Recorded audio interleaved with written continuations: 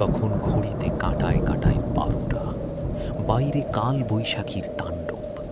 হাওড়া শহরের এক নির্জন গলির কোণায় এই পুরনো ক্লাব ঘরটা। চার বন্ধু প্রতিদিনের মতোই আজকেও জমে উঠেছে আড্ডায়। কিন্তু তারা জানতো না আজকের রাতটা তাদের জীবনের শেষ আড্ডার রাত হতে চলেছে।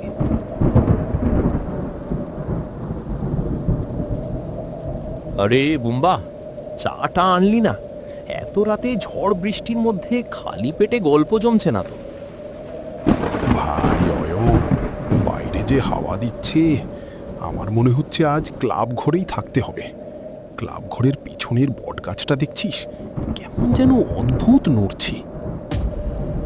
ধুর বুম্বা, তুই এক নম্বর ভীতু। গাছে বাতাস লাগলে তো নড়বেই, নাকি ভূত এসে নাচবি? সব কিছুতে অত হাসিস না রোহান। এই ক্লাব ঘরটা যেখানে তৈরি হয়েছে 50 বছর আগে এখানে একটা জমিদারের পুরনো শ্মশান ছিল, আর আজ আমাবস্যা। নীলের কথাটা শেষ হতেই ঘরের আবহাওয়া যেন নিমেষেই বদলে গেল। ঝড়ের শব্দ হঠাৎ থমকে গেল। ঘরের লাইটটা হঠাৎ করে দপ করে নিভে গেল, আর মেঝেতে রাখা মোমবাতিটা একা জ্বলে উঠল। এই কারেন্ট গেল কেন রে অয়ন? মোমবাতিটা কার কাছে? শান্ত হ বুম্বা, মোমবাতি জ্বালানোই আছে। কিন্তু নীল, তুই যেন কি বলছিলি?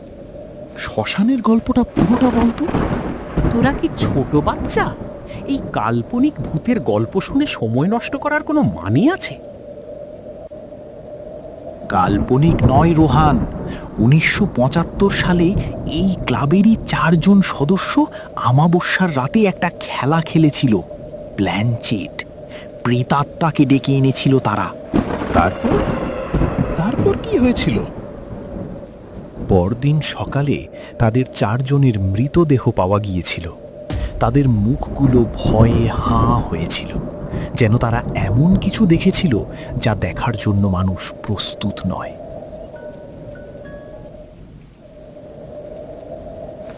না, এটা নিশ্চয়ই বাতাসের ধাক্কায় হয়েছে। সাইন্টিফিক্যালি কাপটা ঢালু জায়গায় ছিল। বাতাস?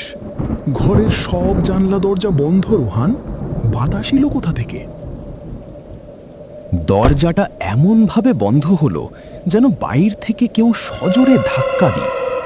4 বন্ধু দরজার দিকে ছুটে গেল, কিন্তু লকটা ভেতরে আটকে গেছে।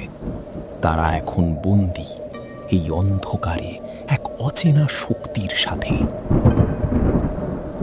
খুললে না কেন? কেউ বাইরে থেকে আটকে দিল নাকি? বুম্বা, তোর কাছে ফোনের ফ্ল্যাশ লাইটটা জ্বালা। ভাই, আমার ফোনের নেটওয়ার্ক পুরো গায়েব। এমনকি 1% চার্জ দেখাতো, এখন ফোনটা বন্ধ হয়ে গেল। আমার ফোনটাও ডেড। এটা কি করে সম্ভব? 4 জনের ফোন একসাথে বন্ধ হয় কিভাবে?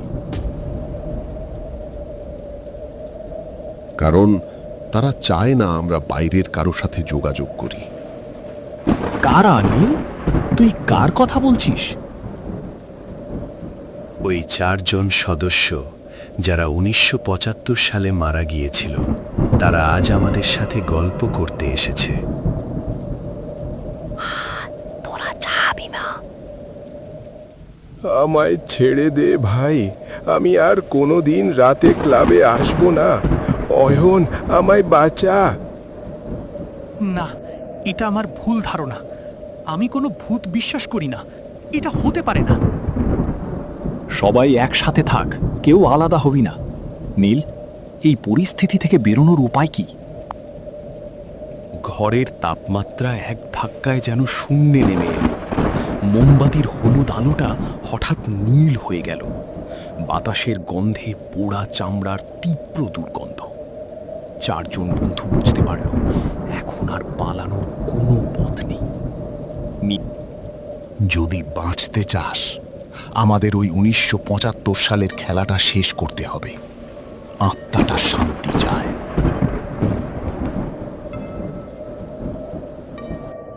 কি খেলা? প্ল্যানচেট? আমরা তো ওসব জানি না। আমি জানি, আমি আজ এই ক্লাবে এমনি আসি নাই। এই ডায়েরিটা আমি ক্লাবের আলমারির পেছন থেকে পেয়েছিলাম। নীল, তুই আমাদের আগে কেন বলিসনি? তুই কি জানতি এসব হবে?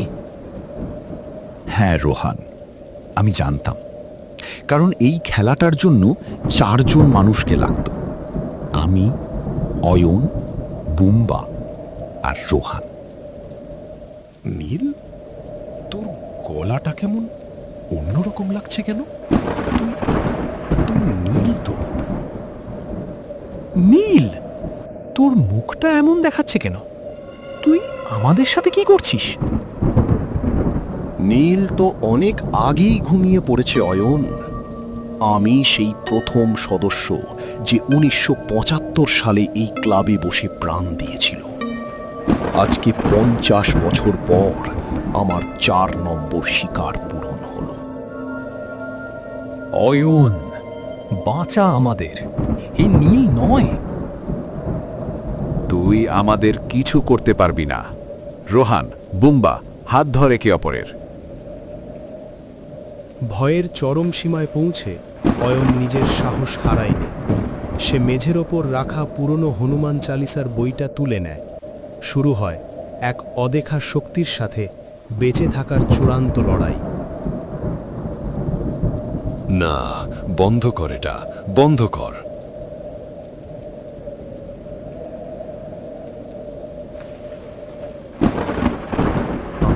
আমরা কি বেঁচে আছি?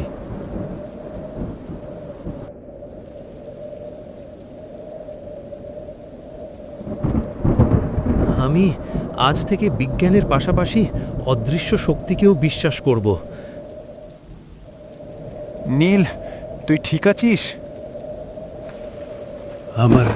আমার কি হয়েছিল ভাই? আমি কিছু মনে করতে পারছি না।